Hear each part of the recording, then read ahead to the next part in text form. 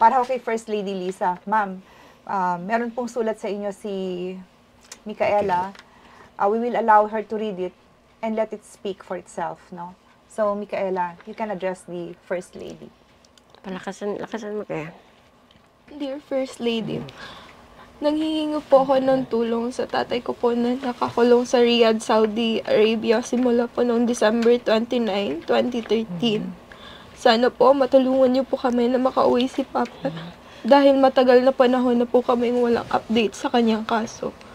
Nailapit na po namin itong kaso ng Papa ko sa DFA noon ngunit wala pong update. Naka-attach po dito yung sulat na galing sa DFA na hanggang ngayon po wala pa ring update. Sana po matulungan niyo po kami na makauwi po yung Papa ko. Nangangamba na din po kami sa kalagayan ng Papa ko doon. Lalo na nalaman namin na nervous breakdown po yung Papa ko. Ayon sa embassy doon sa Riyadh.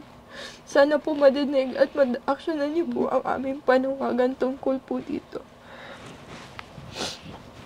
Maraming salamat. Okay, so yan ho ang sulat, ang apila ni Micaela na ipadadala natin po sa office ni First Lady and hopefully as a mother, di ba, matulungan para lang mapabilis kung ano man yung decision dun sa kaso. And at the same time, kung may merit na it's self-defense,